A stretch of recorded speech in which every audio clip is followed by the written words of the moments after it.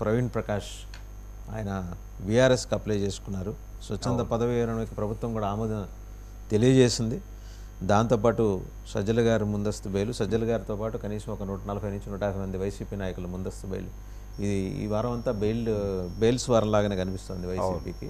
ఇల్లు అలుకుతూ ఈగ దాని పేరు మర్చిపోయినట్టు వీళ్ళు పార్టీ వ్యవహారాలు మర్చిపోయి బెయిల్కి అప్లికేషన్ పెట్టుకోవడానికి ఎక్కువ టైం కేటాయిస్తున్నారు. ఇంకా బోల్డ్ అని మాట్లాడుకుందాం. To start with Praveen Prakash, ఏంటి సార్ ఆయన వైసీపీలో జాయిన్ అవుతున్నారా, బీజేపీలో జాయిన్ అవుతున్నారా? అంటే యాక్చువల్గా పాలిటిక్స్లోకి వెళ్ళాలనే ఆలోచన ఉంది ఆయనకి. అంటే గతంలోనే ఆయన ఉత్తరప్రదేశ్ నుంచి కంటెస్ట్ చేస్తారు అసెంబ్లీ ఎన్నికల్లో అనే మాట వినిపించింది. అంటే టువర్డ్స్ బీజేపీ అనుకోవాల్సి ఉంటుంది. ఉత్తరప్రదేశ్ అనే మాట వచ్చింది కాబట్టి మేబీ బీజేపీ అనుకోవచ్చు. మీరు వైసీపీని కూడా జోడించినట్టున్నారు ఇప్పుడు. అంటే బొత్స సత్యనారాయణ గారికి ఆయనకు బాగా అనుబంధం ఉంది కదా? అవును, బొత్స సత్యనారాయణతో అనుబంధం ఉంది. ఇప్పుడు అదే ప్రధానంగా వినిపిస్తోంది. ఆయన వీఆర్ఎస్కి అప్లై చేశారు, 7 సంవత్సరాల సర్వీస్ ఉంది ఆయనకి ఇంకా.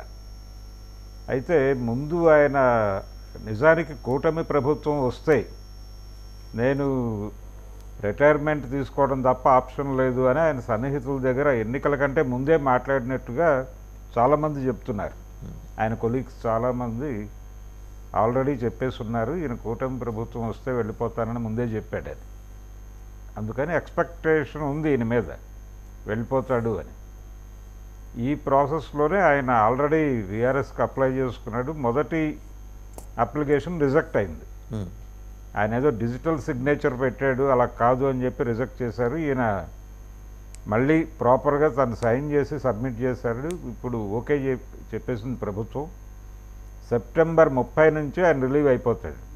ఓకే, ఆల్రెడీ ఆయన ఒక రిలాక్స్డ్ మూడ్లోకి వచ్చేసినట్టుగా కనిపిస్తోంది. సోషల్ మీడియాలో ఆయన పాటలు పాడుతూ కృష్ణానది ఒడ్డున ఆయనకున్నటువంటి విల్లా దగ్గర అక్కడ పాటలు పాడుతూ రీల్స్ చేస్తూ ఆయన సోషల్ మీడియాలో పెడుతున్నటువంటి సందర్భం కూడా అందరికీ తెలుసు.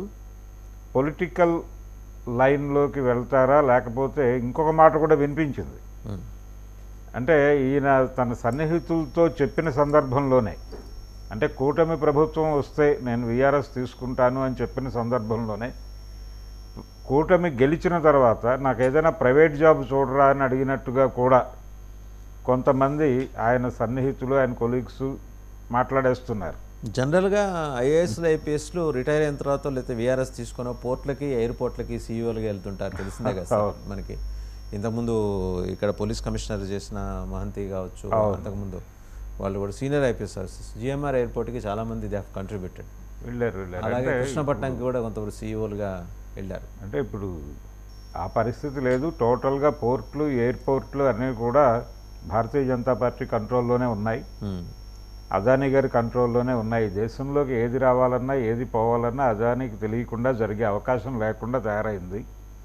కాబట్టి అదానీ దగ్గరకో లేకపోతే అంబానీ దగ్గరకో వెళ్లాల్సి ఉంటుంది. ఈయన లేదు అలా కాదు. ఆ కాంటెక్స్ట్ కూడా వచ్చింది సార్, ఎందుకంటే పరిమళ్ నత్వానీ గారితో ఈయనకి సన్నిహిత సంబంధాలు ఉన్నాయి. రాజ్యసభకు వైసీపీ నుంచి ఎన్నికైన బీజేపీ నాయకుడు ఉన్నాడు కదా.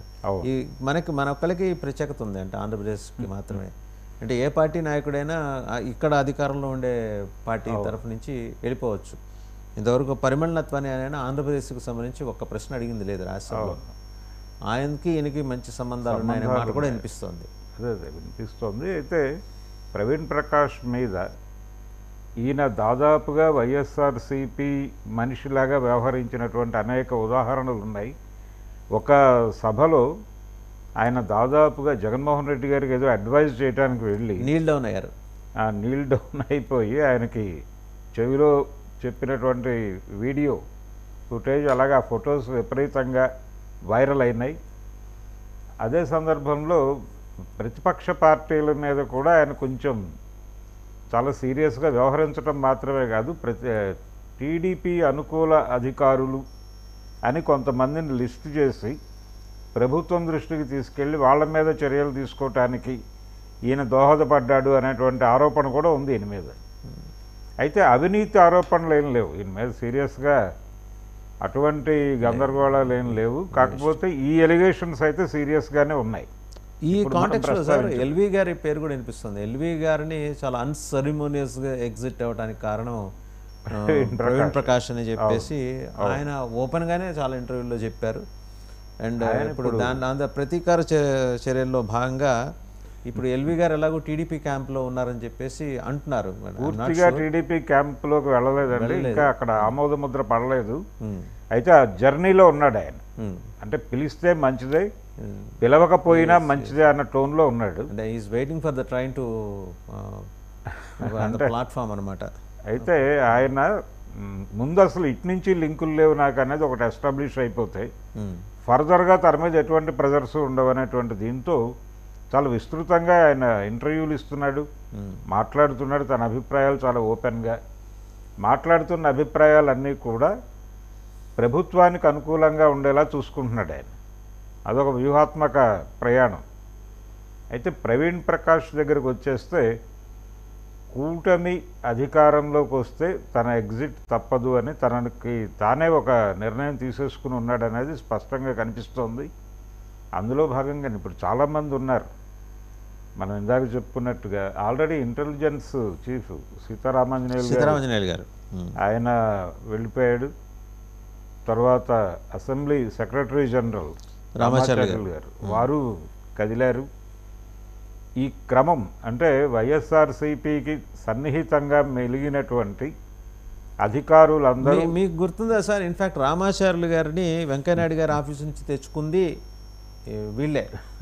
ఆయన రాజ్యసభలో ఉన్నప్పుడు తెలుగుదేశం వాళ్ళే అదే రామాచార్యులు గారు వీళ్ళకి చేదయ్యారు, వీళ్ళని పంపిస్తున్నారు. అవును, అంటే రికమెండ్ చేశారు ఒక దశలో. ఇక్కడికి రికమెండ్ చేసింది కూడా అక్కడి నుంచి వెంకయ్యనాయుడు గారి పేషీ నుంచే రికమెండ్ చేసుకుని ఇక్కడికి వచ్చాడు ఆయన. వచ్చిన తర్వాత ఇక్కడ అంటే కొత్త ప్రభుత్వం ఏర్పడిన తర్వాత తన ఉనికిని కాపాడుకునే ప్రయత్నంలో భాగంగా ఆయన కొంత దగ్గరగా సన్నిహితంగా వ్యవహరించడం మాత్రమే కాదు, అసెంబ్లీకి సంబంధించి జరిగినటువంటి కొన్ని కార్యక్రమాల్లో ఆయన విపరీతమైన సహకారం అందించాడు వాళ్ళకి. అవి ఆ టైంలో ఆయన మీద కూడా కొన్ని విమర్శలు వచ్చినాయి. అంటే స్పీకర్తో పాటు కౌన్సిల్ స్పీకర్ మీద వచ్చినాయి, అలాగే ఇక్కడ అసెంబ్లీ స్పీకర్ మీద వచ్చినటువంటి విమర్శల్లో ఈయన పేరు కూడా ట్రాల్ అవ్వటం మనం చూసాం. సో ఇప్పుడు దానికి సంబంధించి మూల్యం చెల్లించేశాడు ఆయన, అయిపోయింది. ఇంకా ఉంది జాబితా అంటున్నారు. మనకి మొన్న ముఖ్యమంత్రి గారు సెక్రటేరియట్కి వెళ్ళినప్పుడు చాలామంది పుష్పగుచ్చాలు ఇచ్చేటువంటి ప్రయత్నం చేశారు. దానిలో శ్రీలక్ష్మి గారు కూడా కనిపించారు. ఆయన సున్నితంగా అలా పక్కకి తప్పుకుని వెళ్ళిపోయాడు, చూసి చూడనట్టుగా. అది చాలా హైలైట్ అయింది. ఇలా ఒక ఐఏఎస్ బృందం చాలామంది అంటే జగన్తో కొంత సన్నిహితంగా ఉన్నటువంటి వాళ్ళందరికీ ఉద్వాసన జరుగుతోంది అనేది స్వచ్ఛందంగా తప్పుకుంటున్నారు కొంతమంది. ఆ స్వచ్ఛందంగా తప్పుకుంటున్న వాళ్ళలో ప్రవీణ్ ప్రకాష్ ప్రముఖంగా కనిపిస్తున్నాడు. పైగా ఈజీ గోయింగ్గా వ్యవహరిస్తున్నాడు ఆయన.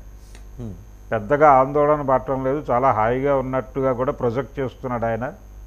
నేను ఎటువంటి ఆందోళనలోనూ లేను అని ఇండికేట్ చేస్తూ ఆయన రీల్స్ చేస్తున్నాడు.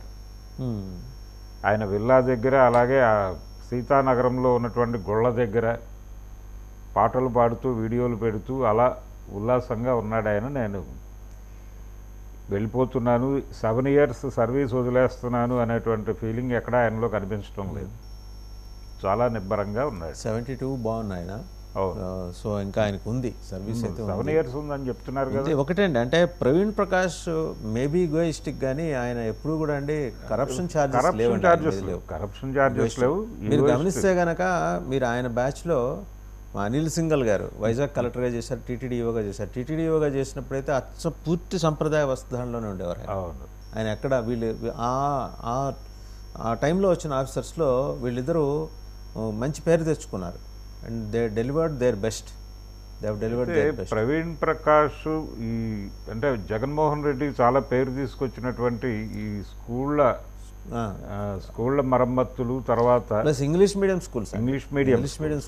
మీడియం ఇంట్రడ్యూస్ చేయటము, దీంతోపాటు స్కూళ్ళకి ఆహార పదార్థాలు పంపిణీ చేయటం, ఈ చిక్కీలు ఇవన్నీ జరిగినాయి. ఆయన వాటన్నిటిలోనూ చాలా కీలకంగా క్రియాశీలకంగా వ్యవహరించారు. అయితే ఇప్పుడు ఆయన మీద ఇప్పుడే మనం మాట్లాడుకున్నాం, ఎటువంటి అవినీతి ఆరోపణలు లేవు, కొంచెం ఈగోయిస్టిక్గా ఉంటాడు.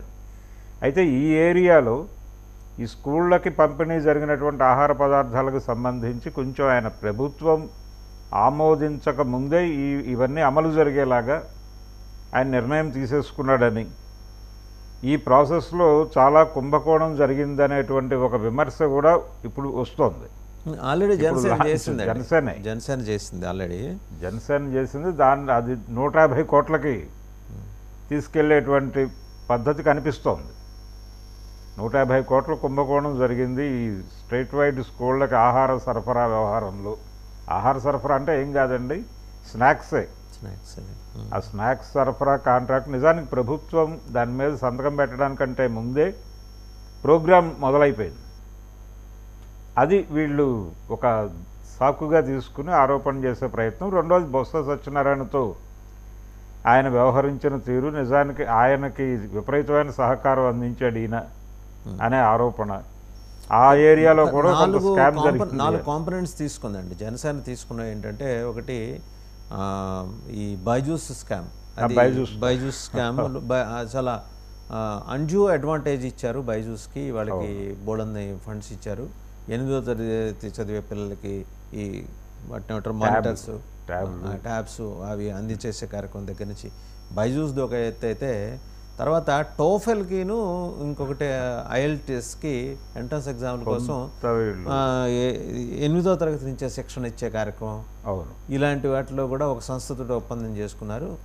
తర్వాత ఐబీ పేరుతోటి సిలబస్ని తెలంగాణలో 2 స్కూల్స్లో ఉంది. అలాంటి సిలబస్ని అడాప్ట్ చేశారు. ఆంధ్రప్రదేశ్లో చాలా స్కూల్స్కి మోర్ దెన్ 1500 స్కూల్స్ అడాప్ట్ చేశారు. అయితే ప్రోగ్రామ్ జరిగింది, ప్రోగ్రామ్ నడిచింది. ఆ ట్రైనింగ్ కోసం 1500 కోట్లు ఖర్చు పెట్టారు అని. అవును, అంటే వీటిలో మొత్తం దాంట్లో ఏంటంటే ఇందులో కరప్షన్ ఛార్జెస్ ఈయన మీద రుద్దే ప్రయత్నం అయితే చేస్తున్నారు. రెండోది ఇందులో చాలా నిర్ణయాలు ఇప్పుడు మనం మాట్లాడుకుంటున్నటువంటి పర్టికులర్గా విద్యా వ్యవస్థలో జరిగినటువంటి వ్యవహారాల్లో ఈ టోఫల్ ట్రైనింగ్ కావచ్చు, వీటికి సంబంధించి ప్రతిపాదన దశలోనే కార్యక్రమాలు ప్రారంభమైపోయినాయి. అంటే ఆమోద ముద్ర పొందిన తర్వాత పిలిచి ఎవరితో చేయించాలి స్క్రూటినీ జరిగి అలా చేయకుండా నిర్ణయం అనుకున్నప్పుడే అమలు మొదలైపోయింది. తర్వాత సంతకాలు అయినాయి కాగితాల మీద. దీన్ని ఇప్పుడు వీళ్ళు ఒక సాకుగా తీసుకుని ఈ ఆరోపణను ప్రొజెక్ట్ చేసే కార్యక్రమం మొదలైపోయింది. ఎప్పుడైతే ఆయన ఫస్ట్ టైం విఆర్ఎస్కి అప్లై చేశాడో డిజిటల్ సిగ్నేచర్తో, అప్పుడే ఇవన్నీ రెడీ అయిపోయినాయి. ఇప్పుడు సెప్టెంబర్ 30వ తారీఖు నుంచి అలాగూ రిలీవ్ అయిపోతున్నాడు ఆయన. కానీ కలెక్టర్గా ఆయన పనిచేసిన ప్రాంతాలన్నిట్లోనూ కూడా కింది స్థాయి ప్రజలలో ఆయనకి ఒక ఇమేజ్ అయితే ఏర్పడింది. ఆయన కృష్ణా జిల్లాలో చేసినప్పుడు, అలాగే స్పెషల్ ఆఫీసర్గా చేసిన సందర్భంలోనూ ఆయన చేసినటువంటి కొన్ని నిర్ణయాలు పర్టికులర్గా మిడిల్ క్లాస్ నుంచి కింది స్థాయి ప్రజల అప్రిషియేషన్ అయితే నోచుకున్నాయి. ఇళ్ల పట్టాలకు సంబంధించి నిర్ణయాలు తీసుకోవటం, ఇలాంటి వాటిలో చాలా చొరవగా వ్యవహరించాడు ప్రవీణ్ ప్రకాష్. లేకపోతే అది అయ్యేవి కాదు అనే అభిప్రాయం చాలామందిలో ఉంది. పర్టికులర్గా కృష్ణా జిల్లాలో చాలా ఈ కాలువకట్ల మీద నివసించే వాళ్ళని తరలించడం మాత్రమే కాదు, వాళ్ళకు ఒక సరైనటువంటి నివాస యోగ్యమైనటువంటి ప్రాంతాల్లోకి వాళ్ళని తరలించడం, ఇలాంటివి ఆయన కొంచెం క్రియాశీలకంగా వ్యవహరించాడు అనే అభిప్రాయం చాలామందిలో ఉంది. ఇప్పటికీ ఆయన పేరు చెప్పుకుంటారు. ఆ ఇమేజ్ అయితే సాధించాడు ఆయన.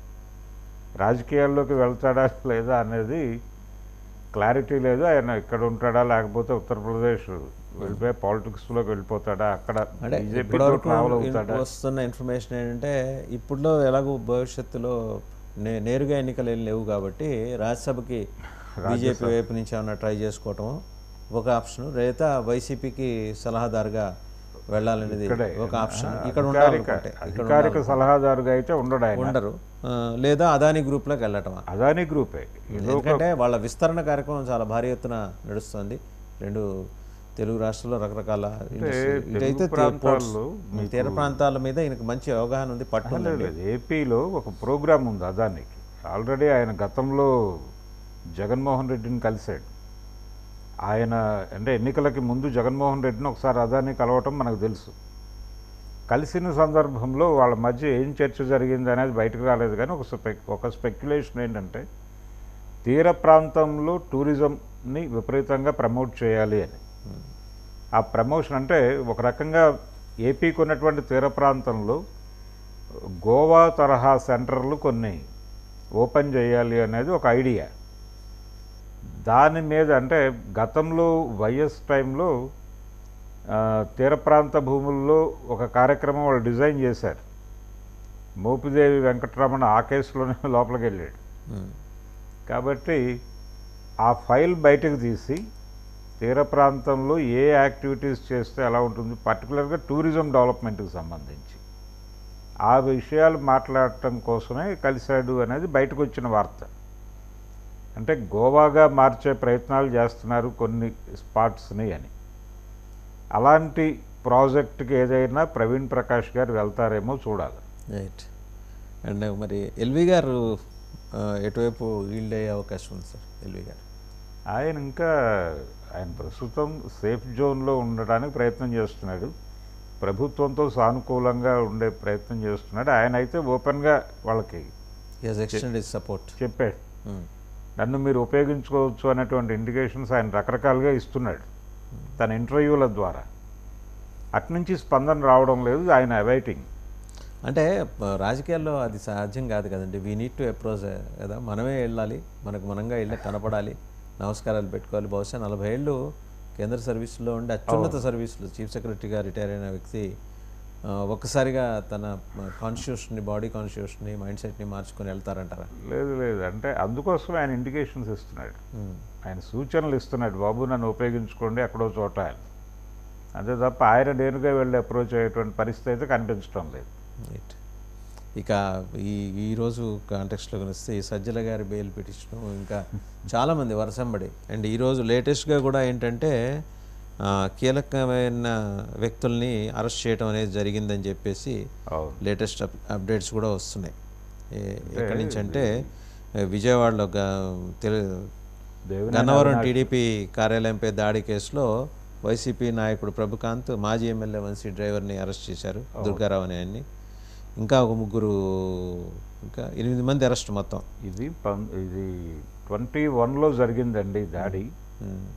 ఈ దాడి జరిగినప్పుడు దాడి చెయ్యండి అనేది సజ్జలు చెప్పలేదు, కానీ దాడి చెయ్యాలనుకుంటున్నాం అనే విషయం ఆయన దృష్టికి తీసుకెళ్ళినప్పుడు చేయండి పర్వాలేదు అని పోలీసులను అక్కడి నుంచి తప్పించినట్టుగా ఒక వార్త అయితే ఆ రోజుల్లో సర్క్యులేట్ అయింది. అంటే పోలీసులు ఇన్వాల్వ్ కాకుండా వదిలిపెట్టేశారు, వీళ్ళు కర్రలు ఇవి పట్టుకొని లోపలికి వెళ్ళి చిత్త కొట్టేసి వచ్చేసారు. 2021 అక్టోబర్ 19 ఆ ప్రాంతాల్లో ఎక్కడో జరిగింది అది ఇన్సిడెంట్. ఆ దాడి నేపథ్యంలో ఇప్పుడు అవినాష్ మీద కేసు ఉంది, దేవినేని అవినాష్ మీద కేసు ఉంది. ఆయన ముందస్తు బెయిల్ వ్యవహారం నడుస్తోంది. దానిలో సానుకూల నిర్ణయం వస్తుంది అనుకుంటున్నాడు. ఆయనే కాదు, ఇప్పుడు ఆర్కే కూడా ఉన్నాడు అందులో.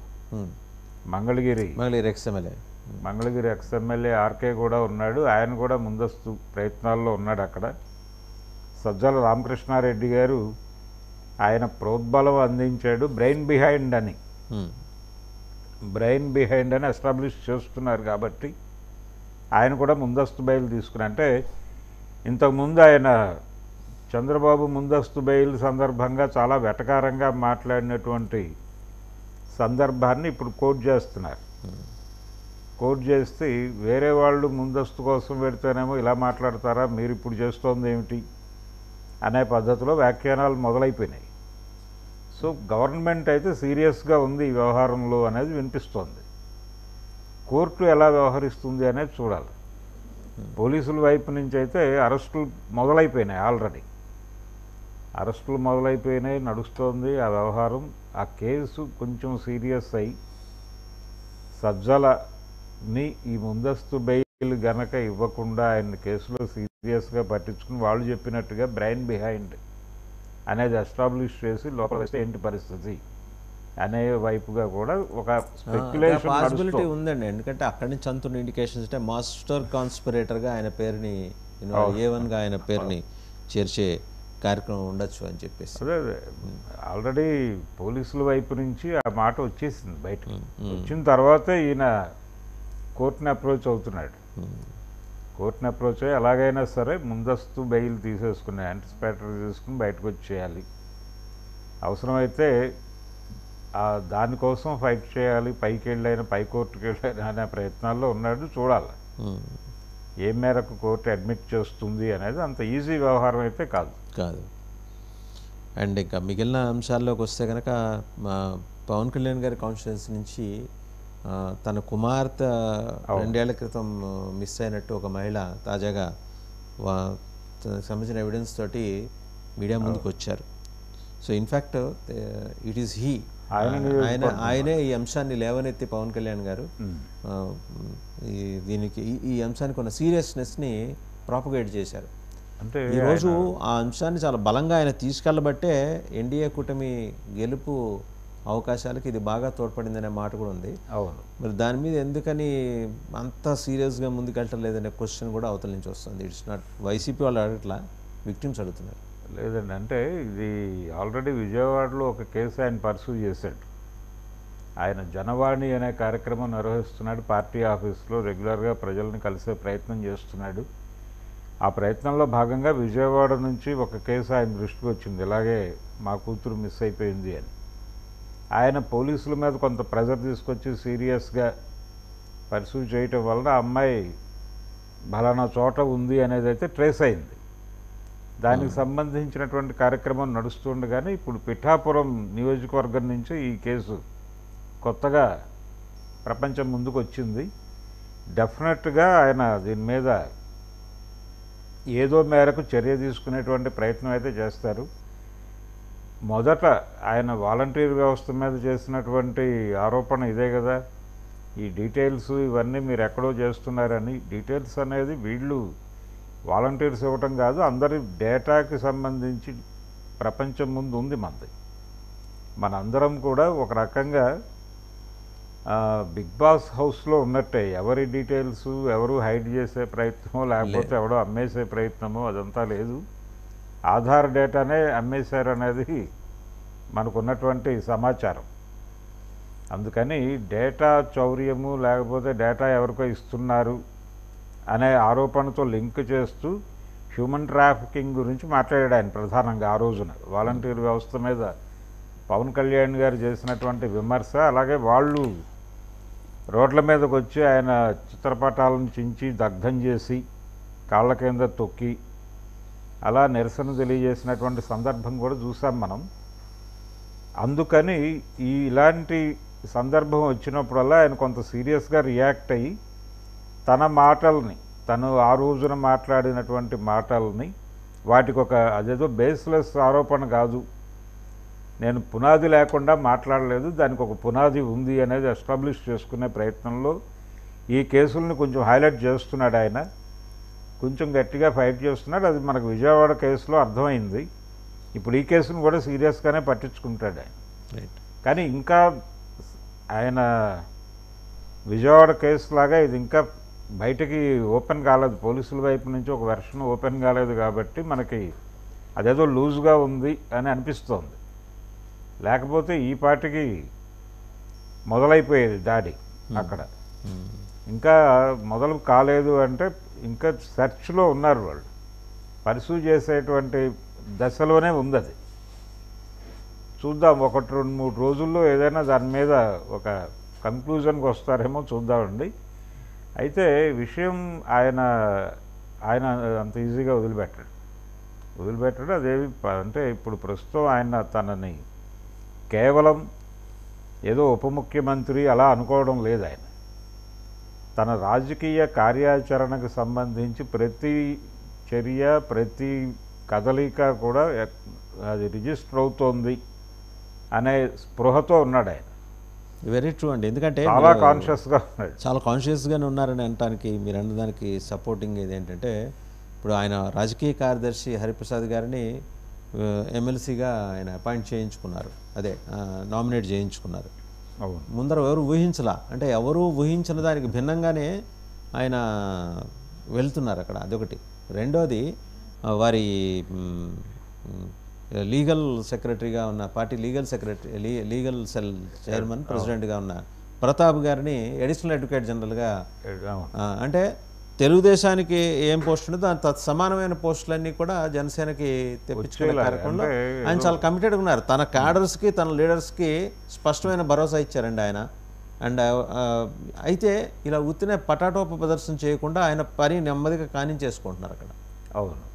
సో క్యాడర్స్కి భరోసా వచ్చింది, ఈ నాయకుడిని మేము నమ్ముకొని ఉన్నాం కాబట్టి మాకు ఖచ్చితంగా నామినేట్ పదవులు వస్తాయి అని అది ఇవ్వగలిగాడు. లూజ్ అండ్ వదిలిపెట్టట్లేదు, అక్కడ వదిలిపెట్టట్లేదు. ఇన్ ది సేమ్ టైం అనవసరమైన హడావిడి అనవసరమైన హడావిడి చేయట్లేదు. చాలా కాన్షియస్గా ఉన్నాడు ఆయన.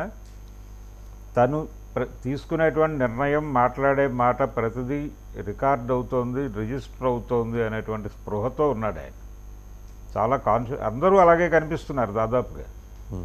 చంద్రబాబు నాయుడు గారు అందరూ అలాగే కనిపిస్తున్నారు. కానీ చంద్రబాబు నాయుడు గారు కొంచెం దూకుతున్నాడు ఈ మధ్య, మొదలైంది. నిన్న మాట్లాడారు కదా, ఇది పవర్ ఇసుక అంటే ఇంటికి వచ్చి నేనే తీసుకొచ్చి ఇంట్లో దింపాలా అని. అది మాత్రమే కాదండి, ఆయన నిన్న ఈ పవర్ వ్యవహారానికి సంబంధించి మీడియాతో మాట్లాడిన సందర్భంలో కూడా 1 by 1 నాకు కొంచెం స్పేస్ ఇవ్వండి అని చెప్పి సీరియస్ అయ్యాడు ఆయన. వరుసగా మీరు ఏ డివిజన్కి పెడితే ఆ డివిజన్కి వెళ్ళిపోయి ప్రశ్నలు అడగండి, ఒక సబ్జెక్ట్ తర్వాత ఇంకో సబ్జెక్టుకి రండి అనే ధోరణిలోనే. అంటే ఆ డిసిప్లిన్ ఆయనకు మొదటి నుంచి ఉంది సార్. ఏదైనా 1 by 1 వెళ్తారు, అయితే కొంత అసహనం ఏదైనా ప్రదర్శించి ఉండొచ్చేమో, కానీ వెరీ డిసిప్లిన్డ్గా ఉంటారు. ఆయన సబ్జెక్ట్ ప్రిపేర్ అయ్యి వస్తారు, ఏదైనా మాట్లాడాలి ప్రిపరేషన్ కనిపించింది, ప్రిపరేషన్ కానీ అండ్ ఫింగర్ టిప్స్ మీద ఉంటాయి. ఆయన స్టాటిస్టిక్స్ కాగితాలు చూసి చదవటాలు అట్లా ఉండవు ఆయన దగ్గర, అటువంటిదేం లేదు. కాకపోతే కొద్దిగా కోప్పడ్డాడు ఆయన. ఏజింగ్ ఇష్యూస్ ఉంటాయి కదండి కొంచెం. ఒకళ్ళే 4-5 పాయింట్స్ అడగండి, ఒక పాయింట్ మీద అందరూ మాట్లాడండి, ఆ తర్వాత నెక్స్ట్ ఇష్యూకి వెళ్దాం అన్న చెప్పే దీనిలో కొంచెం కోప్పడే ప్రయత్నం చేశాడు ఆయన. అది మీరు జాగ్రత్తగా గమనించుంటే ఆ మీడియా సమావేశంలో లోగడ use to encourage and appreciate them. ఇప్పుడు అలా కాదు, అందరికీ అవకాశం ఇవ్వాలి. మీరు మీ నలుగురో మీ 5గురో మాట్లాడటం కాదు, ఆ 4-5 ఎవరో మీకు తెలుసు, నేను మళ్ళీ వేరే చెప్పక్కర్లేదు. మిగిలిన వాళ్ళు కూడా మాట్లాడాలి, స్పేస్ అందరికీ స్పేస్ ఇవ్వండి అండి. It's not that for him, for the others అని చెప్పి ఉద్దేశంతో అన్నాడు ఆయన. అది రిఫైన్డ్ హిమ్సెల్ఫ్ అండి. అది సాధ్యం, చాలా కష్టం అది ఆ వయసులో, బట్ ఆయన సాధించి వెళ్తున్నారు ముందుకి. జగన్మోహన్ రెడ్డి మీద వచ్చినటువంటి క్వశ్చన్స్ని కూడా ఆయన, నేనేం చేయాలి ఇప్పుడు ఆయన్ని చెప్పండి, మీరు చెప్పండి ఏం చేయమంటారు అని అడిగాడు ఆయన. అది అలాంటివి కొంచెం పర్సనల్గా తీసుకున్నాడా ఈయన అనిపించేలాగా జరిగింది. అయితే పవన్ కళ్యాణ్ దగ్గరకు వచ్చేసరికి టోటల్గా తను కంట్రోల్లో ఉండటం మాత్రమే కాకుండా పార్టీ శ్రేణులకి కూడా పదే చెప్తున్నాడు ఆయన, బాబు ఎక్కడ ఓవర్ డైలాగ్ వెళ్ళకండి, బరి దాటి వెళ్ళే ప్రయత్నం చేయకండి, ఏదున్నా సరే ఇంటర్నల్గా మాట్లాడుకున్న తర్వాతే బయటకి ఓపెన్ అవ్వండి తప్ప, ఒక కన్స్ట్రక్టివ్ డైలాగ్ ఉండాలి తప్ప ఎక్కడా లూజ్ అండ్ ఇవ్వకండి అన్న ధోరణిలో చాలా కాన్షియస్గా చెప్తున్నాడు వాళ్ళకి. రోజుకోసారి కాషన్ నోటీసులు పంపిస్తున్నాడు. ఇంత స్పృహతో ఉన్నాడు కాబట్టి డెఫినెట్గా ఇప్పుడు ఈ పిఠాపురం నుంచి వచ్చినటువంటి ఈ అమ్మాయి అదృశ్యము అనేటువంటి వ్యవహారాన్ని అంత ఈజీగా వదిలిపెట్టాడు. ఇది ఒక కంక్లూడింగ్ స్టేజ్కి వచ్చిన తర్వాత మాత్రమే ఆయన కాంక్రీట్గా జనంతో మాట్లాడతాడు. రెండోది, మీరు ఈ ఎలా వ్యవహరించాలి ఏంటనే దానికి సంబంధించి జనసేన కాన్స్టెంట్గా జనసేనాని ఇస్తున్న సజెషన్స్, డైరెక్షన్స్, వార్నింగ్స్ ఎలా పనిచేస్తున్నాయని ఒకసారి చూస్తే ఒక సటిల్ అబ్జర్వేషన్ ఏంటంటే, హోంమంత్రి అనిత గారి ఓఎస్డీగా ఒక వైసీపీ కార్యకర్త, అది నిన్న నుంచి మోగుతోంది సోషల్ మీడియాలో. అది ఎట్లా జరిగింది? ఒక పక్క చంద్రబాబు నాయుడు గారు ఏమన్నారు, ఇంతకుముందు వైసీపీతో అంటకాగిన వాళ్ళకి ఎవరికి కూడా ఇక్కడ అకామిడేట్ చేయమాకండి అని చెప్పారు. డైరెక్ట్ హోమ్ మినిస్టర్ అనిత గారి ఆవిడ కూడా అవాక్కైందిట, ఎలా వచ్చేసాడు ఇతనని. ఇలాంటివి ఒక 10-15 ఉదాహరణలతోటి సోషల్ మీడియాలో నడుస్తుంది. ఏంటంటే అందులో వాళ్ళు చెప్తున్నది, ఒకటి ఈ హోంమంత్రి ఓఎస్డీగా ఇతను. రెండోది నిన్న సీఎం గారి సెక్రటరీ ప్రజుమ్న గారి సతీమణి సరే వైసీపీ లీగల్ వింగ్లో ఉన్నారు అని చెప్పేసి అదొక అబ్జర్వేషన్. సరే ఆవిడ ఉద్యోగం ఆవిడ చేసుకుంటుంది దాంతో. అయితే వైసీపీ నాయకుడి పేరుని సిఫార్సు చేస్తూ ప్రజుమ్న గారు తిరుమల దర్శనానికి, ఇంతగా ఆ నాయకుడు ఎవరంటే పెద్దిరెడ్డి రామచంద్రారెడ్డి గారు లాయర్. లేదు, వైఎస్ఆర్సీపీ న్యాయవాదిగానే అతను ఫోకస్ అయి ఉన్నాడు. అమర్నాథ్ రెడ్డి, పి అమర్నాథ్ రెడ్డి. అయితే అమర్నాథ్ రెడ్డి పేరుతో అక్కడ కూడా ఒక నాయకుడు ఉన్నాడు టీడీపీలో. అయితే ఇక్కడికి వచ్చేసరికి ఇది రికమెండేషన్, టీటీడీకి రికమెండేషన్ వెళ్ళటం, ఆ లెటర్ సర్క్యులేషన్లోకి వచ్చేసింది, సోషల్ మీడియాలో వచ్చింది. ఆ లెటరు తర్వాత రికమెండేషను, ఈ ఫోటో కూడా, ఈ ఫోటో ఒకటి సర్క్యులేషన్లోకి వచ్చేసింది. అలాగే సీఎంఓలో కూడా గతంలో ఉన్నవాళ్ళు కొంతమంది తిరిగి ప్రవేశించే ప్రయత్నాలు చేస్తున్నారు అనేది కూడా వినిపిస్తోంది. పర్టికులర్గా విజయవాడ నుంచి కొంతమందిని వీళ్ళే పిలుస్తున్నారు అని కూడా వినిపిస్తోంది. అటు ఇటుగా వ్యవహరించిన వాళ్ళని కొంతమందిని వీళ్ళే పిలుస్తున్నారు మళ్ళీ అనే మాట కూడా వినిపిస్తోంది సీఎంఓలో పనిచేయటానికి. ఈ ధోరణి కనిపిస్తోంది. అయితే సరెండర్ అయిన వాళ్ళని అకామిడేట్ చేస్తే తప్పేమిటి అనే మాట కూడా ఉంది. ఇప్పుడు మీరు చెప్పినటువంటి హోం మంత్రి దగ్గర ఆయన పేరు కూడా చెప్తున్నారు, అనిల్ అని ఆయన్ని ఓఎస్డీగా వేశారు. అది క్వైట్ సఫికేటింగ్ ఉంది హోమ్ మినిస్టర్ గారికి, అనిత గారికి అని చెప్పేసి అంటున్నారు. అంటే ఆమె నాలెడ్జ్లో లేకుండా, ఆమె నోటీస్లో లేకుండా జరిగింది అపాయింట్మెంట్ అని. అవును, మరి ఎక్కడో లింక్ తెగుతోంది అనే అనుమానం వస్తుంది కదా టీడీపీ క్యాడర్స్కి. తప్పేం లేదు కదండి. ఇప్పుడు 5 ఏళ్ళు కష్టాలు పడి, బాధలు పడి, వేదనలు పడిన వాళ్ళు ఇవాళ మళ్ళీ ఆ టైంలో ఉన్న వాళ్ళే మళ్ళీ ఈరోజు కూడా ఉంటే ఎలా సహించగలరు? పైగా ఆవిడ చాలా కాన్షియస్గా ఉన్నారు మొదటి నుంచి. అంటే అధికారం వచ్చిన రోజు నుంచి బలంగా మాట్లాడుతోంది ఆవిడే. ఇప్పుడు ఆవిడ పేషీలోనే అంటే ఒక రకంగా అవతల వాళ్ళు వచ్చి ఇక్కడ నిలబడటం అనేది ఇబ్బందే. అయితే అనిల్ అనే పేరు వచ్చేసింది కాబట్టి అతను వ్యవహారం ఏమిటి అనేది ఎలాగో చూస్తారు. ఇప్పుడు సోషల్ మీడియాలో సర్క్యులేషన్లో ఉంది కాబట్టి అది అంత ఈజీగా వదిలిపెట్టరు. దానికి సంబంధించి ఏదో క్లారిఫికేషన్ ఉంటుంది. ఆవిడ కూడా ఈజీగా తీసుకునే రకం కాదు. ఆవిడ పార్టీతోనూ అలాగే ప్రభుత్వంలో ఉన్నటువంటి పెద్దలతోనూ కూడా సీరియస్గా మాట్లాడి విషయాన్ని తేల్చేసుకునే రకమే కాబట్టి ఇదేమీ ఆషామాషిగా ఉండదు. అయితే చాలామంది చాలా కాన్షియస్గా ఉన్నారు. అక్కడ నియామకాలు ఎవరెవరు ఉన్నారు ఏమిటి అనే దానికి సంబంధించి బయట నుంచి అబ్జర్వ్ చేస్తున్న వాళ్ళ సంఖ్య గణనీయంగా ఉంది అనేది కనిపిస్తోంది. ఇలాంటివి అంటే ఇప్పుడు మనం మాట్లాడుకున్న 2-3 లెటర్స్తో సహా బయటకు వచ్చి సోషల్ మీడియాలో సర్క్యులేట్ అవుతున్నాయంటే చాలా క్లియర్గా సెక్రటేరియట్లో ఎంప్లాయీస్ మొత్తం కూడా జగన్ వ్యతిరేకంగా మారారు ఆయన ప్రభుత్వంలో ఉండగానే. ఇప్పుడు వాళ్ళందరూ చాలా కాన్షియస్గా అబ్జర్వ్ చేస్తున్నారు. ఏదో రూపంలో వార్తలు బయటకు వస్తున్నాయి. ఎక్కడ ఏం జరిగినా కానీ వార్తలు బయటకు వచ్చేయడం జరుగుతోంది. అది ప్రూఫ్తో సహా, దేన్ని లూజ్గా బయటకు పంపట్లేదు, విత్ ప్రూఫే బయటకు వస్తుంది. కాబట్టి ఆ లింకేజ్ ఉంది, అబ్జర్వేషన్ ఉంది చాలా సీరియస్గా. ఎవరు ఎలా వెళ్ళినా కానీ అది బయటకు వస్తుంది. అందుకని చాలా కాన్షియస్గా వ్యవహరిస్తారు ఇక నుంచి.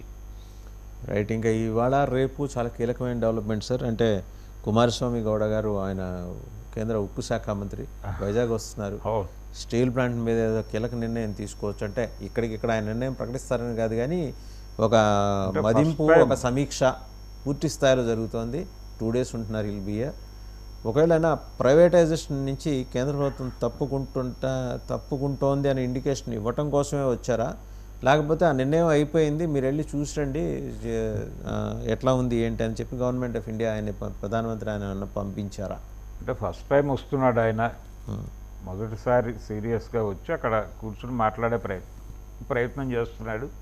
అయితే కూటమి ఎన్నికల సందర్భంగా ఒక మాట చెప్పింది, ఈ ప్రైవేటైజేషన్ విశాఖ ఉక్కును కాపాడుకుని తీరుతాము అని, శైలిలోకి పంపించాలి అనేది ఒక ప్రతిపాదన ఉంది ఆల్రెడీ. దాని మీద ఏదైనా ఇప్పుడు ఈయన నిర్ణయం తీసుకుంటాడా కుమారస్వామి అనేది ఒక స్పెక్యులేషన్ అయితే ఉంది. అయితే ఏ నిర్ణయం తీసుకుంటాడో, ఆల్రెడీ డిజిన్వెస్ట్మెంట్లోకి వెళ్ళిపోయింది అనే మాట కూడా కేంద్రం నుంచి అక్కడ ఉద్యమం జరిగినటువంటి సందర్భంలో మనకు వినిపించింది. నిర్ణయం జరిగిపోయింది. రెండోది, అసలు డిజిన్వెస్ట్మెంట్ అనేదే లిబరలైజేషన్ ప్రోగ్రాం. కేంద్ర ప్రభుత్వ బడ్జెట్ ప్రధాన వనరు ఈ రోజుకి డిజిన్వెస్ట్మెంట్ స్కీమ్ నుంచే నడుస్తోంది. సెంటిమెంట్లతో సంబంధం లేదు. కానీ వైజాగ్కి సంబంధించి, వైజాగ్ అంటే విశాఖ ఉక్కుకి సంబంధించి అదొక సెంటిమెంటల్ ఇష్యూగా మార్చి పొలిటికల్ కార్యక్రమంగా మార్చిన వ్యవహారం మనం చూసాం. ఆ సమయంలో అధికారంలో ఉన్నటువంటి ప్రభుత్వం మీద కూడా నింద అదే. దీన్ని సెంటిమెంట్గా పట్టించుకొని మీరు ఎందుకు ఫైట్ చేయడం లేదు అని జగన్మోహన్ రెడ్డి మీద ఆ రోజున వీళ్ళందరూ విరుచుకుపడ్డారు.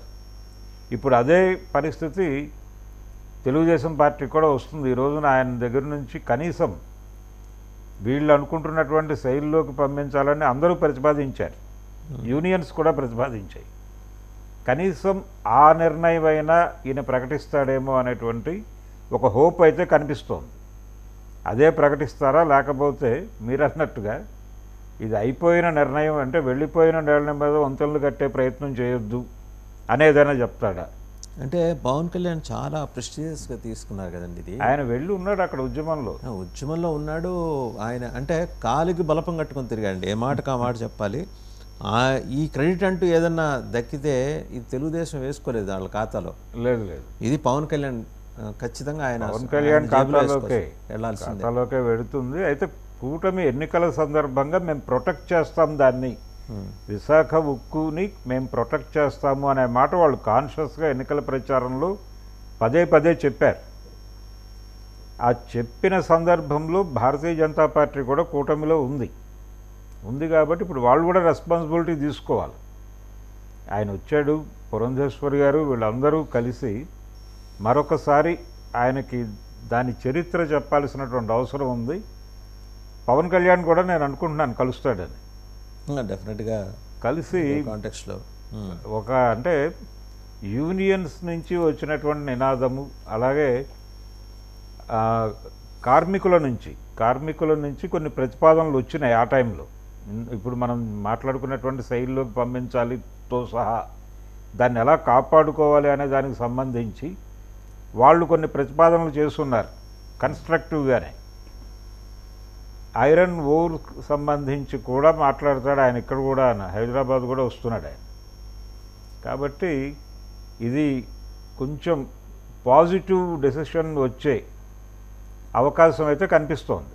పాజిటివ్ డెసిషన్ కనుక వస్తే అది ఎవరి ఖాతాలోకి వెళుతుంది, పవన్ కళ్యాణ్ ఖాతాలోకి వెళ్ళినా అది కూటమి ప్రభుత్వానికి కొంత పాజిటివ్ సిగ్నల్గానే ఉపయోగపడుతుంది. ఓవరాల్గా వెళ్ళొచ్చేమో కానీ, బట్ ఈ శ్రమ, ఈ తపన అంతా దీన్ని కంప్లీట్ మానిటర్ చేసింది, మోసింది ఆయన ఒక్కరే. పవన్ కళ్యాణ్ నిజాయితీగా మోసింది ఆయన ఒక్కరే. ఎందుకంటే ఆయన వైట్ పేపర్, ఆయనకేం వీళ్ళకు ఉన్న ఆబ్లిగేషన్స్ లేవు, ఆయనకి లేదండి, పెట్టుకోడు కూడా ఆయన.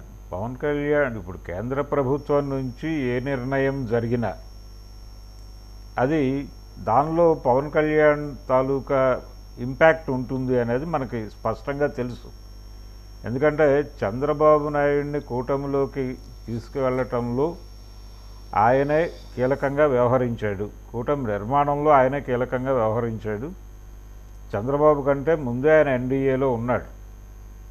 సో ఏదైనా చర్చించాల్సి వస్తే, ఏదైనా మాట్లాడాల్సి వస్తే కేంద్రం నుంచి వెలువడేటువంటి ఏ నిర్ణయంలోనైనా సరే పవన్ కళ్యాణ్ అభిప్రాయం ఏదో మేరకు ప్రతిఫలించేటువంటి ఛాన్స్ అయితే ఉంది. అందుకని దీనికి సంబంధించిన క్రెడిట్ కూడా ఆయన అకౌంట్లోకే వెళుతుంది. ఎందుకంటే ఆయన ఆ రోజున అక్కడ కూర్చున్నాడు, ఉద్యమంలోకి వెళ్ళాడు, వాళ్ళతో సంప్రదింపులు జరిపాడు. అలాగే దానిలో నుంచి బయటకు వచ్చేసినటువంటి ఉద్యోగులతో కూడా విడిగా సమావేశం అయ్యారు వీళ్ళు. ఆ టైంలో వాళ్ళు అనేక ప్రతిపాదనలు చేశారు దాన్ని కాపాడుకోవడానికి సంబంధించి. దానికి వెనకాల చాలా ల్యాండ్ ఉంది, దాన్ని ఉపయోగించి కూడా దీన్ని కాపాడుకోవచ్చు, ఇలా రకరకాల ప్రతిపాదనలు చేస్తున్నారు. ఆ టైంలోనే జగన్మోహన్ రెడ్డి మీద బయట నుంచి విమర్శలు, అది క్యాపిటల్కి వాడే ప్రయత్నం చేస్తున్నాడు ఆయన. అంటే ఎల్వి గారు లేవనెత్తిన అంశం కూడా అదే. అవును, ఈ 15,000 అమ్మేస్తున్నా అంటే ఎల్వి గారు స్థూలంగా చెప్పింది ఏంటంటే ఫ్యాక్టరీ అమ్మేద్దామని కాదు, వేకెంట్ ల్యాండ్ ఉంది కదా 15,000 ఎకరాలు, అదే అమ్మేసి 15,000 ఎకరాల ఇష్యూనే అది అనేది బహుశా అది ఉండొచ్చు. ఎనీహో అంటే ఆయన ఎఫర్ట్ పెట్టారు, కానీ తెలుగుదేశం పూర్తి స్థాయిలో దాన్ని అసిమిలేట్ చేసుకుంది, దాన్ని ఎల్వి గారి ఆరోపణలను ఆస్వాదించి వారిని తమ కూటమిలో చేర్చుకునే ప్రయత్నం చేసిందనే ఇండికేషన్ అయితే ఎక్కడ కనిపించలేదండి. లేదు, అంటే ఆయన అయితే చెప్పుకుంటూ వెళ్తున్నాడు. అయితే ఇక్కడ పర్టికులర్గా విశాఖ ఉక్కు దానికి వచ్చేసరికి అదేదో జస్ట్ ఫ్యాక్టరీగా చూడకండి, లేకపోతే డిజిన్వెస్ట్మెంట్ స్కీమ్లో భాగంగా ఆ కళ్ళద్దాలతో చూడకండి. అయితే ప్రభుత్వానికి కూడా, కేంద్ర ప్రభుత్వానికి కూడా ఇలాంటివి వదిలిపెట్టడం అనే దాని వలన కొన్ని ప్రయోజనాలు ఉంటాయి ఖచ్చితంగా, రాజకీయ ప్రయోజనాలు. ఎందుకంటే ఓపెన్గా కొన్ని చేయలేని పరిస్థితులు ఉన్నాయి.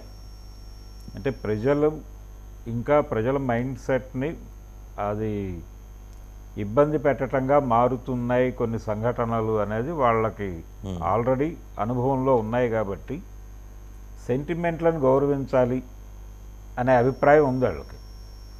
అందుకని అదేదైనా పట్టించుకుని కొంత దీనికి వెసులుబాటు కల్పించే ఛాన్స్ ఉందా, ఏదో మేరకు ఆ వెసులుబాటు కల్పించడం, వాళ్ళ ప్రతిపాదనల్లో నుంచి కొన్ని నిర్ణయాలు తీసుకునే ఛాన్స్ అయితే కనిపిస్తోంది విశాఖ ఉక్కుకు సంబంధించి. అది చూద్దాం. ఈయన 2 days ప్రత్యేకంగా ఈ పని మీద ఉన్నాడు ఆయన. అది తర్వాత ఈ ఐరన్ ఓర్కు సంబంధించిన వ్యవహారాలు ఇవి మాట్లాడటం కోసమే వచ్చాడు. చూడాలి ఏ మేరకు నిర్ణయాలు జరుగుతాయి అనేది. బీజేపీ లోకల్ లీడర్షిప్కి కూడా ఇది వాళ్ళ ఇజ్జత్ కా సవాల్ కూడా. అంటే డూ యూ స్టిల్ థింక్ అండి, అంటే బీజేపీ లీడర్షిప్ చాలా సీరియస్గా ఉంది లోకల్ లీడర్షిప్ ఈ అంశం మీద అని మీరు అనుకుంటున్నారా? లేదు, వాళ్ళు కూడా మాట్లాడేశారు ఆ రోజున. అంటే మేము చూసుకుంటామనే పద్ధతిలో కొంత భుజాన వేసుకునే ప్రయత్నం చేశారు. వైజాగ్ మీరు చెప్పేది ట్రూ బీజేపీ లీడర్స్ లేకపోతే డంప్ అయిన బీజేపీ లీడర్స్? డంప్ అయిన బీజేపీ కాదండి, ట్రూ లీడర్స్ కూడా మాట్లాడారు. అలా అయితే ఇబ్బంది లేదు. మాధవ్ వీళ్ళందరూ ఇన్వాల్వ్ అయితే, పిఎన్ఎస్ మాధవ్, చలుపుతురావు గారు అబ్బాయి వాళ్ళందరూ ఇన్వాల్వ్ అయితే ఓకే, ఇబ్బంది లేదు. సెంటిమెంటల్గా ఫీల్ అవ్వాలి దీన్ని అని వాళ్ళు ఎన్నికల సమయంలో లోకల్గా వైజాగ్ రీజియన్ వరకు వాళ్ళు క్యాంపెయిన్ చేసుకున్నారు. అందుకని ఇది కొంత సీరియస్గానే పట్టించుకుంటారు. ఇంకా లేటెస్ట్ అప్డేట్ ఏంటంటే పెద్దిరెడ్డి రామచంద్రారెడ్డి గారికి చెందిన ఇసుక నిల్వలన్నింటినీ కూడా గవర్నమెంట్ సీజ్ చేసింది. అరౌండ్ 28,000 క్యూబిక్ మీటర్స్ అట. వాస్తవంగా తెలిసింది ఆయన కంపెనీలే ఎక్కువగా భారీగా ఇసుకని నిల్వ చేశాయి.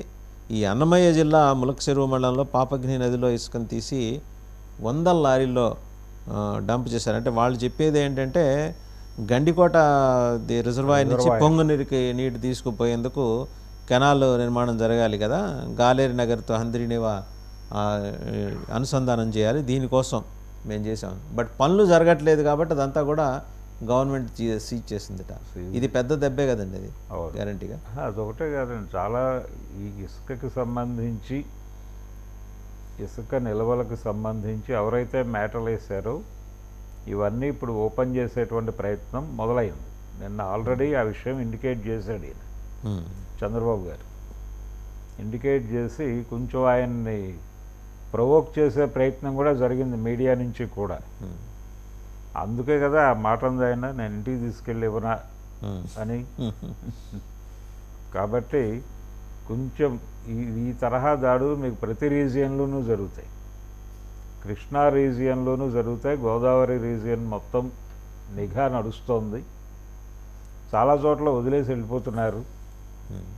అందుకనే వీళ్ళు భరోసాగా చెప్పగలుగుతున్నారు మేము ఉచితంగా ఇసుకిస్తామని. అంటే ఉచిత విద్యుత్ అంత ఎఫెక్ట్ ఇస్తుంది ఇది అని నమ్ముతున్నారు.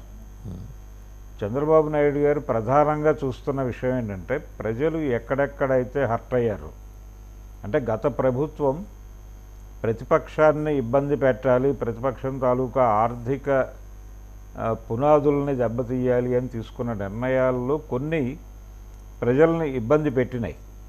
ఆ ఇబ్బంది పెట్టిన వాటిలో ఇసుక ప్రధానము, అలాగే మద్యం కూడా ప్రధానం. ఈ రెండిటి మీద కొంచెం సీరియస్గా దృష్టి పెట్టాలి అనుకుంటున్నాడు ఆయన. జనాలు ఎక్కడైతే ఇన్వాల్వ్ అయ్యారో, జనాలు ఎక్కడైతే సఫర్ అయ్యారో ఆ ప్రాంతాలు ఎక్కువ చర్చకి దారితీసినటువంటి అంశాలు కూడా కొంచెం గట్టిగా పట్టించుకుని రెగ్యులర్గా అప్డేట్స్ జనాలకు అందించాలి. అంటే ప్రజలు మాకు మేలు జరిగిందని ఇమ్మీడియట్గా అనుకోవాలి. ఆ స్పందన ఎక్స్పెక్ట్ చేస్తూ ఆచరణ మొదలుపెట్టాడు ఆయన. అందుకనే ఉచిత ఇసుక అవసరమైతే నిజానికి నిన్న మీరు తీసుకెళ్ళి ఇస్తే బాగుంటుందంటే ఇచ్చి ఉండేవాడు ఆయన. ఆ మూడ్లో కనిపించాడు. నిరంతర సమాచార స్రవంతి అంటే జరుగుతున్న అప్డేట్స్ అని ప్రజలకు తెలియాలి జరుగుతుంది తెలియాలి. ఈ ప్రభుత్వం పని చేస్తోంది అనే విషయం జనాలు రికగ్నైజ్ చేయాలని అనుకుంటున్నాడు ఆయన. ఇది పని చేస్తున్నట్టు ప్రజలు అనుకోవాలి, అట్లీస్ట్ అనుకోవాలి. సీఎం గారు చాలా సీరియస్గా ఉన్నాడు, ప్రతి పట్టించుకుంటున్నాడు. మనం ఎన్నికల్లో ఓటేసేటప్పుడు ఏమేం కావాలని అనుకున్నామో అవన్నీ జరుగుతున్నాయి. వీళ్ళు ఓట్లు తీసేసుకుని ఓటు తీసుకునేదాకా ఒక మాట, తీసుకున్న తర్వాత ఇంకో మాట మాట్లాడటం లేదని వాళ్ళు బలంగా అనాలి అనుకుంటున్నాడు ఈయన. అందుకని ఆ ఫోకస్డ్గా ఈ విషయాల మీద చాలా ఫోకస్డ్గా ఉన్నాడు ఆయన. అలాగే ఇప్పుడు ఇంకా పూర్తి స్థాయిలో వీళ్ళు అనుకున్నటువంటి ప్రైవేటు షాపులు రాలేదు, కానీ ఉన్నటువంటి ప్రభుత్వ మద్యం దుకాణాల దగ్గర కూడా ఇప్పుడు డిజిటల్ ట్రాన్సాక్షన్ పెట్టారు. మీకు కార్డులు అలౌ చేస్తున్నారు, ఫోన్పేలు, గూగుల్ పేలు అవన్నీ అలౌ చేసేస్తున్నారు. అలాగే పర్టికులర్గా ఈ బార్డర్స్లో బస్సుల చెక్కింగ్ అనేది ఆపేశారు. అంటే జగన్మోహన్ రెడ్డి రోజుల్లో బార్డర్ దాటి వెళ్ళే ప్రతి వెహికల్ని చెక్ చేసేవారు. చెక్ చేసి పక్క రాష్ట్రాల నుంచి మద్యం తీసుకెడుతున్నారేమో అనే చెక్ అక్కడ సీజ్ చేయటం, ఇవి కూడా చాలా చిరాకు. 1 month అయింది కదా సార్, ఇప్పుడు అవి మానేసి ఉంటారు కానీ 1 month అయింది కదా. ఈ president medal, prime ministers office ఇలాంటి లిక్కర్ బ్రాండ్స్ అన్నీ ఆగిపోయినట్టేనా లేదా? అది సార్ అంటే ఉన్న స్టాక్ వరకు నడపాలి, క్లియర్ చేస్తారు.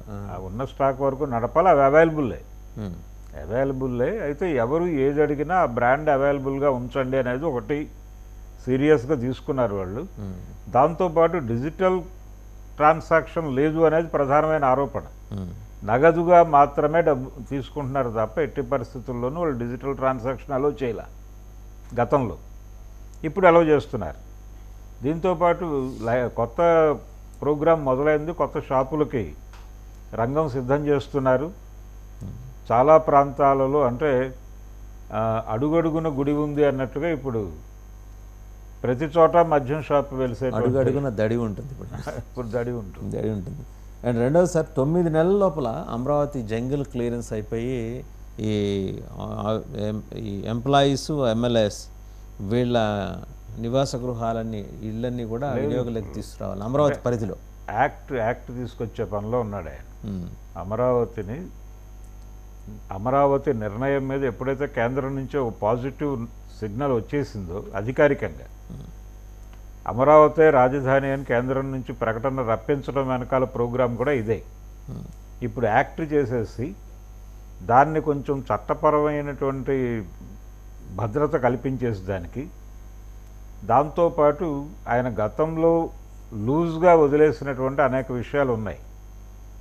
దాన్ని పట్టించుకుని నిర్మాణాలు జరిగి ఆగిపోయినవి ఉన్నాయి, ఇంకా స్టిల్ అక్కడే అదే స్టేజ్లో ఉన్నాయి. ఆ రోజున అనుకున్న నిర్ణయమే ఇది. సిబ్బందికి నివాస గృహాలు ఏర్పాటు చేయాలి అనే ఉద్దేశంతో వీళ్ళు కన్స్ట్రక్షన్స్ మొదలుపెట్టి ఆపేశారు. ఇవన్నీ కంప్లీట్ చేశారు. మధ్యలో కొన్ని వైఎస్ఆర్సీపీ కార్యకర్తలు ఆక్రమించారు, అలాట్మెంట్స్ జరిగినాయి అనే మాట కూడా విన్నాం మనం. అయితే ఆ అలాట్మెంట్ జరిగింది బడుగు బలహీన వర్గాల కోసం జరిపినటువంటి నిర్మాణాల్లో తప్ప ఈ నిర్మాణాల్లో కాదు. కాబట్టి ఇవి అలాగే ఉన్నాయి. వీటిని ఇప్పుడు సీరియస్గా పట్టించుకుని కంప్లీట్ చేసి వాళ్ళని తీసుకొచ్చి అక్కడ పెడతాడు.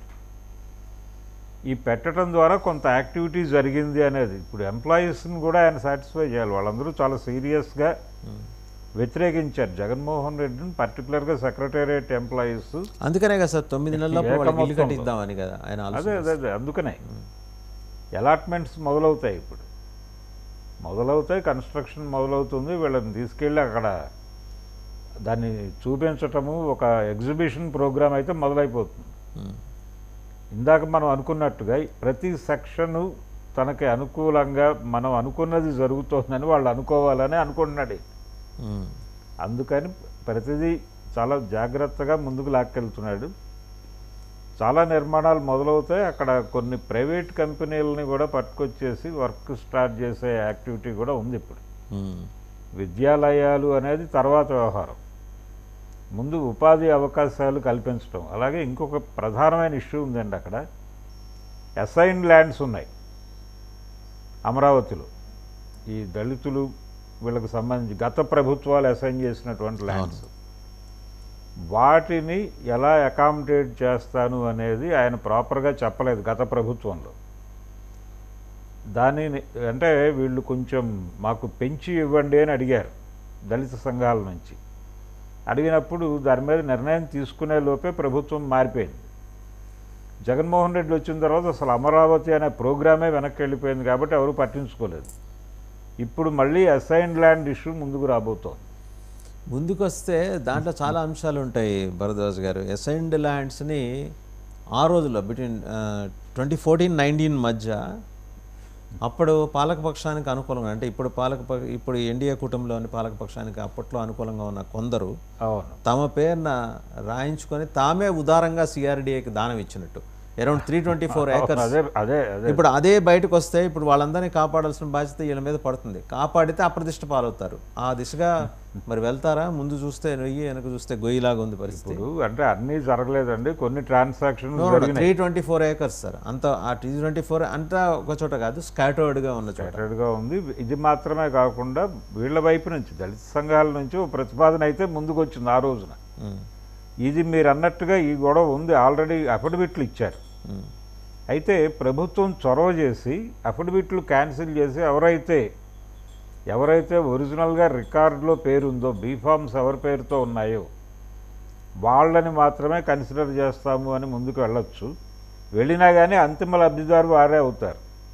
ఎవరైతే అఫిడవిట్ చేయించుకున్నాడో అంత ఈజీగా వదలరాడు కాబట్టి వాళ్ళే ఉంటారు. మీరు సిఆర్డీఏ నేనేమో కబ్జా పెట్టి నేను చాలా ఉదారంగా ఆ ల్యాండ్ని మీకు ఇస్తున్నాను, నేను వెళ్ళి లోకల్ ఎంఆర్ఓ ఆఫీసులను మేనేజ్ చేసుకొని ఆ అసైన్ ల్యాండ్ నా పేరు లబ్ధి నాకు వచ్చింది. ఎలాగా 1200 గజాలు అదేంటది నివాస స్థలమో లేకపోతే నివాస స్థలం లేకపోతే ఇంకో 1200 గజాలు కమర్షియల్ స్పేసో లేదా రెండునో మొత్తానికి. ప్లస్ ఇలా ఇచ్చినందుకు గాను కాంపెన్సేషన్ కూడా నాకే వస్తుంది.